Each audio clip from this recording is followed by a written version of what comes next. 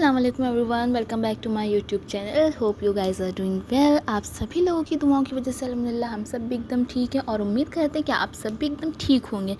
तो जी आज की वीडियो में आप लोगों के साथ शेयर कर रही हूँ कि बेटी के सोने के बाद मेरे पास कौन कौन से काम रहता है और मैं क्या क्या करती हूँ। तो भाई बेटी के सोने के बाद मैं सबसे पहले आती हूँ अपने रूम में, क्योंकि बेटी जब तक मेरी जग रही होती है तब तक उसको उसकी दादी संभाल लेती हैं और तब तक मैं किचन का खाना वगैरह बना करके, किचन को समेट के, खाना खा करके, मतलब सुबह का नाश्ता कर करके बेबी को फीड कराती हूँ और उसके बाद उसको जो है सुला देती हूँ। तो ये मेरा जो तब का शेड्यूल रहता है जब बेटी मेरी जग रही होती है। लेकिन जब वो सो जाती है, अगर मेरे पास टाइम रहता है तब मैं ऊपर आती हूँ, और अगर नहीं टाइम रहता तो मैं ऊपर नहीं भी आती हूँ, क्योंकि हस्बैंड के ऑफिस जाने का टाइम रहता है तो उनको भी खाना वगैरह जो है देना रहता है, पानी वगैरह उनको देना रहता है। तो ये सब अगर काम रहता है तो मैं फिर नहीं आ पाती हूँ ऊपर। तो अच्छा जी, बेटी मेरी सो गई थी तो टाइम था मेरे पास, तो मैं बहुत दिन से सोच रही थी ये कपड़े जो रखे हुए हैं इनको तय कर लूँ। अच्छा, कपड़े तय करने में ना मुझे एक अलग से ही काहिली आती है, मतलब अभी से नहीं है, ये मेरा शुरू से ही है कि मुझे एक कपड़े तय करने में और एक रोटी बनाने में मुझे बहुत ज़्यादा काहिली आती है। बट क्या करें, अगर नहीं करेंगे तो कौन करेगा, करना तो हमें ही है। शादी से पहले जो है अम्मा कर देती थी, लेकिन जो है अब ऐसा नहीं है, इंसान खुद के काम को खुद करे तो ज़्यादा बेटर रहता है। तो यहाँ पे बस मैं अपने कपड़े तय कर रही थी। और जी ये वही सूट है जो मैंने इंगेजमेंट के लिए निकाला था। तो मैंने आप लोग से पूछा भी था इसमें और इसमें से कौन सा पहनूं, लेकिन मुझे ऐसा लग रहा था कि पाकिस्तानी ज़्यादा बेस्ट लग रहा था इंगेजमेंट के हिसाब से। ये थोड़ा सा ओवर हो जाता है क्योंकि बहुत ज़्यादा एम्ब्रॉयडरी है इसके अंदर। तो और मुझे वैसे ना एलिगेंट और सिंपल टाइप के सूट ज़्यादा पसंद है, ज़्यादा हैवी सूट मुझे नहीं अच्छे लगते हैं। खैर अब तो जो है चले ही हैं पाकिस्तानी, जो कि बहुत अच्छे लगते हैं मुझे। खैर जी, तो यहाँ पे एक तो माँ बनने के बाद ना टाइम की इतनी ज़्यादा कमी हो गई है। जो टाइम बचता है वो मैं बेटी को देती हूँ, उसके साथ भी खेलना रहता है, उसको भी टाइम देना रहता है, फिर उसकी फीडिंग हो गया, उसको जो है खिलाना हो गया, उसको जो है सुलाना हो गया, इन सब में ही पूरा दिन निकल जाता है। तो इंसान बंदा अपने काम और अपने रूम के काम को स्किप कर देता है, बाकी घर के काम तो वो करता ही है क्योंकि घर के काम को स्किप नहीं कर सकता। तो इस वजह से मेरा रूम काफ़ी दिनों से, जब से मेरी बेटी हुई है ना तब से कभी सेट नहीं हो पा रहा। मैं रोज़ सोचती हूँ कि आज मैं सेट कर लूँगी कमरा, आज मैं कर लूँगी, लेकिन नहीं हो पाता है। और भाई एक न्यू मम्मी के लिए बहुत ज़्यादा मुश्किल टफेस्ट टास्क है ये कि अपने आप को, अपने जो है रूम को मैनेज करना। खैर जी, कुछ औरतें जो हैं कर भी लेती होंगी और उनको जो कर लेती हैं उनको मेरी तरफ से सैल्यूट है भाई। तो खैर जी, इंसान धीरे धीरे आ ही जाता है करना, मैनेज करना। तो जी ये स्टोल जो आप देख रहे हैं ना, ये मेरा जो है 1.5 साल पुराना है। जब मैं प्रेग्नेंट थी, जब जिस दिन मुझे पता चला था कि मैं प्रेग्नेंट हूँ, उस दिन मैंने ये स्टोल ख़रीदा था, क्योंकि उसी दिन हम लोग को शादी में जाना था। तो ये स्टोल ना मुझे इतना ज़्यादा अच्छा लगता है। तो फिर उसके बाद से सिर्फ मैंने ये दूसरी बार दोस्त की इंगेजमेंट में मैंने वियर किया था, और उससे पहले एक शादी में वियर किया था, वही जिसके लिए मैंने ख़रीदा था, जिस शादी के लिए, तो उसमें वियर किया था। और तब से ये ऐसा का वैसे ही रखा हुआ है, तब से मैंने एक भी बार वियर नहीं किया। और जी ये दुपट्टा आप देख रहे हैं ना, ये मैंने अभी जस्ट 2 to 3 मंथ्स हुए होंगे ये सूट मैंने लिए हुए। और ये सूट इतना ज़्यादा ख़राब था, मुझे मालूम ही नहीं था। मतलब इसके अंदर छोटे छोटे से छेद हो गए और पता नहीं कैसा था, कितना पुराना कपड़ा था। ये दुकान वाले ने मुझे दे दिया। खैर मैं उस दुकान वाले को जानती हूँ, बट क्या किसी से बहस करना, काफ़ी पुरानी बात हो गई है। लेकिन जो है ऐसा नहीं करना चाहिए, इंसान को अपनी भलाई के लिए दूसरे का नुकसान कर देता है। और ये मुझे 550 का सूट था। एक मिडिल क्लास फैमिली के लिए 550 रुपये बहुत होते हैं। भले ही एक अमीर इंसान के लिए कुछ मायने ना रखता हो, लेकिन भाई इंसान अगर कोई चीज़ ख़रीदता है तो कुछ नहीं तो कम से कम 1 साल तक तो चले ही। इतना सूट मैं सोचती हूँ कि 1 साल तक तो चली जाए। खैर जी, फिर ये चादर तय करने की बारी आ गई थी, और चादर तय करने मुझे इतनी ज़्यादा उलझन होती है, तो मैंने इसको साइड में रखा। पहले मैंने सोचा पहले जितने भी कपड़े हैं सब रख लेती हूँ, इनको सेट कर लेती हूँ, और फिर जो है आखिरी में सबसे लास्ट में चादर तय करूँगी। और जी यहाँ पे चादर मैंने जो है तय नहीं करी थी, क्योंकि मुझे इसको बिछाना था बेडशीट पे। और फाइनली मेरे जो है सारे कपड़े तय हो चुके थे और इनको मैंने अलमारी में सेट कर दिया था। फिर जी मैं आ गई थी नीचे, बेटी सो करके उठ गई थी, मदर इन लॉ काट रही थी करेला। तो मैंने सोचा कि बेटी को जल्दी से है उसका जो खाना है खिला दूँ, क्योंकि सो के उठने के बाद मैं उसको खाना क्या देख खिलाती हूँ। लिए? मतलब क्या देख फीड रही वगैरह हो? नहीं करवाती, क्योंकि अगर वो फीड कर लेगी तो फिर ये वो क्या खाना नहीं खाएगी, है? तो इसलिए मैं उसको खाना खिला देती हूँ। अच्छा, इसकी दो आदत है, या तो ये खेल खेल के खाना खाती है, या तो ये फिर जो है टीवी देखती है। अब कुछ लोग कहेंगे बच्चों को स्क्रीन टाइम नहीं देना चाहिए, तो भाई स्क्रीन टाइम दे सकते हैं आप लोग बिल्कुल, लेकिन अगर एक लिमिटेड टाइम हो तो वो दें। हम लोग उसे फ़ोन यूज़ करने को नहीं देते, बट कभी कदार टीवी दिखा देते हैं, मतलब जैसे इस्लामिक जो होती हैं पोएम्स वगैरह, तो वो सुनाते हैं उसको। खैर जी, फिर बेटी को खाना वगैरह खिला के अच्छे से फ्रेशन अप करवाया, उसको नहला धुला दिया था।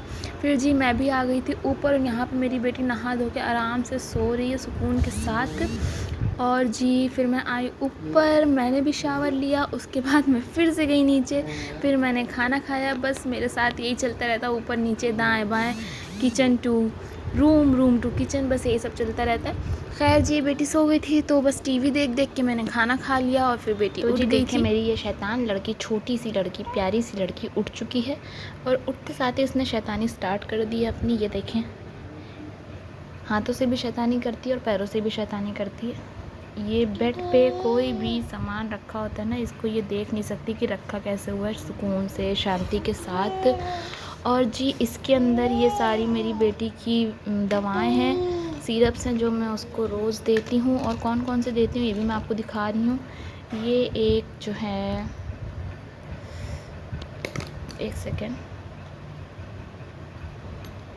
अच्छा जी, तो ये है टोनोफेरॉन ड्रॉप्स, जो कि मैं देती चली आ रही हूँ।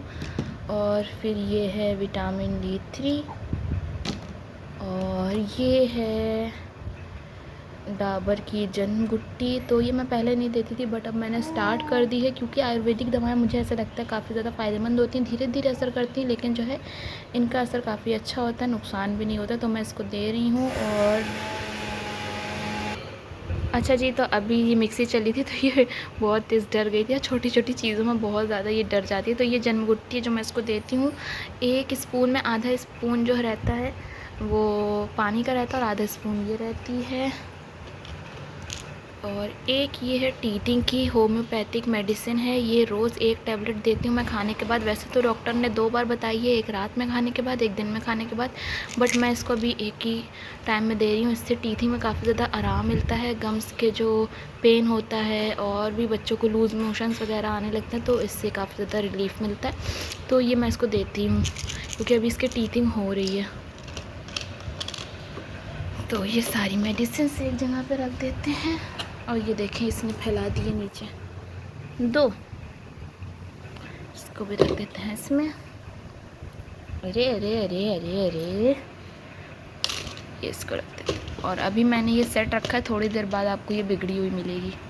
अच्छा जी, फिर यहाँ पे हो गया था शाम का टाइम, और शाम में चाय वगैरह पीने के बाद, क्योंकि भाई चाय तो जो है कंपलसरी है, शाम की अगर चाय ना पियो तो ऐसा लगता है दिन अधूरा अधूरा सा। एक शाम की चाय, एक सुबह की चाय, मेरी ये 2 चाय जो है मैंडेटरी हैं। मैं ऐसा नहीं है कि मैं बहुत बड़ी चाय की नशेड़ी हूँ, बट हाँ, मुझे 2 टाइम चाय चाहिए होती है। अगर नहीं भी मिलेगी, जैसे कोई मजबूरी है, तो मैं स्किप भी कर सकती हूँ। कोई वो नहीं कि मैं गुस्सा हूँ या जो है मेरे सर में दर्द होने लगे, ऐसा मैंने कुछ लोग को देखा है कि लोगों के सर में दर्द होने लगता है सुबह की चाय ना मिले शाम की, तो बट मेरे साथ ऐसा कोई सीन नहीं है। हाँ, मुझे अच्छा लगता है, दिन अधूरा अधूरा सा थोड़ा सा लग जाता है जब चाय ना पीऊँ तो, बट ऐसी कोई बात नहीं है कि मेरे सर में दर्द होने लगे। हाँ, बस एक रहता है कि चाय पीनी है, अच्छा लगता है। और जी फिर चाय वगैरह पीने के बाद चाय के बर्तन साफ़ किए, और उसके बाद जो है मैं शाम का खाना यहाँ पे बना रही थी। चावल मैंने पहले ही चढ़ा दिया था, दाल बननी थी आज। और जी उसके बाद मैं रोज़ अपनी बेटी के लिए थोड़े से फ्रेंच फ्राइज़ बनाती हूँ। अब आप लोग सोच रहे होंगे फ्रेंच फ्राइज़ तो जंक फूड है, तो भाई जंक फूड तो है, इसमें तो कोई भी शक नहीं है, बट ये जंक फूड वैसा वाला नहीं है जो बेबीज़ को नुकसान करे। आप लोग भी अपनी बेबीज़ को बना के दे सकते हो ईज़िली, क्योंकि मैं अपनी बेबी के लिए जो फ्रेंच फ्राइज़ बनाती हूँ, ये मैं इसको रिफ़ाइंड या कड़वे तेल में नहीं बनाती हूँ, मैं इसको जो है देसी घी में फ्राई करती हूँ इसके लिए। तो इस वजह से ये हेल्दी है, और पोटैटो ऐसा कोई नुकसान नहीं पहुंचाता है। जब आप पोटैटो ऐसे खाने में दे सकते हो, तो पोटैटो के फ्रेंच फ्राइज़ क्यों नहीं बना सकते हो। बाहर का इसलिए लोग मना करते हैं क्योंकि वो जो है ऑयल नहीं सही रहता है, क्योंकि पामोलिन ऑयल होता है, बहुत बहुत बहुत ज़्यादा नुकसान करता है। और आजकल वैसे भी छोटे छोटे बच्चों के इतने ज़्यादा हार्ट अटैक के केस सुन रहे हैं ना, तो इस वजह से थोड़ा सा वो भी लगता है कि नहीं, अपने बच्चे को जितना ज़्यादा इन सब चीज़ों से दूर रख सको उतना ही अच्छा होता है हेल्थ के लिए। तो इस वजह से अभी पाकिस्तान के जो छोटे से उमर शाह थे, उनका भी इंतकाल हुआ है। ये कार्डियक अरेस्ट उनको हुआ था। और भी इंस्टाग्राम पे इतनी ज़्यादा पोस्ट मिलती हैं ना कि नर्सरी के बच्चे को जो है हार्ट अटैक आ गया, ये सब वगैरह सुन के तो बहुत दिल अजीब सा हो जाता है। बस मन करता है कि मतलब बस यही अल्लाह से दुआ है, दुनिया के जितने भी तमाम बच्चे हैं उन सब की हिफाजत फरमा। और ये सब जितना भी हो रहा है बच्चों के साथ, ये सब नहीं होना चाहिए। माँ बाप की इसके अंदर कुछ जो है माँ बाप की भी कमी रहती है कि वो बच्चों को जंक फूड ही देना पसंद करते हैं। अगर बच्चा कुछ नहीं खा रहा है तो जंक फूड ही सही, उसको जो है बाहर का ही खिला दो। मोमोज़ शौक से खा लेते हैं तो मोमोज़ खिला दो, मैगी खिला दो, मतलब कुछ तो बच्चे के पेट में जाए। तो भाई बच्चे के पेट में खाना नहीं जा रहा है, बच्चे के पेट में स्लो पॉइज़न जा रहा है, जो कि धीरे धीरे करके आपके बच्चे के हेल्थ को अफेक्ट करेगा। आपको अभी नहीं समझ में आएगा, लेकिन 1-2 साल के बाद आपको रियलाइज़ होने लगेगा कि आपके बच्चे की हेल्थ बिगड़ रही है, ओबेसिटी हो रही है, जो कि बहुत ज़्यादा नुकसान करता है। आजकल मैंने हर एक इंसान को देखा, अरे बच्चा दुबला है, अरे बच्चा दुबला है, चबी नहीं है, मोटा नहीं है। तो भाई मोटापा कोई अच्छी चीज़ नहीं होती। जब इंसानों का मोटापा आप लोग बुरा समझते हो, तो बच्चों का मोटापा आप लोग कैसे अच्छा समझ सकते हो। तो जिस तरीके से इंसान को मोटापा नुकसान करता है ना, वैसे ही बच्चों को भी मोटापा नुकसान करता है। इसलिए जितना हो सके बच्चों को हेल्दी खाना दीजिए, बच्चों को बाहर का खाना बिल्कुल मत दीजिए, क्योंकि पामोलिन ऑयल बहुत ज़्यादा नुकसान करता है बच्चों के लिए। और जी बच्चों की ज़्यादातर चीज़ों में जो है नुकसान, मैं मतलब ज़िम्मेदार माँ ही बाप होते हैं, क्योंकि माँ बाप ही बचपने से जो है बच्चों की आदत ख़राब करते हैं। बच्चा ये नहीं खाता, बच्चा वो नहीं खाता, आप बच्चे को खिलाओ, शुरू से ही खिलाओ। 6 मंथ होता है, बच्चे को दाल का पानी ना दो, बच्चों को डायरेक्ट दाल दो। बच्चे को जो है ओट्स दो, बच्चे को खिचड़ी दो, बच्चे को दाल रोटी दो, इस तरीके की चीज़ें दो, फ्रूट्स दो।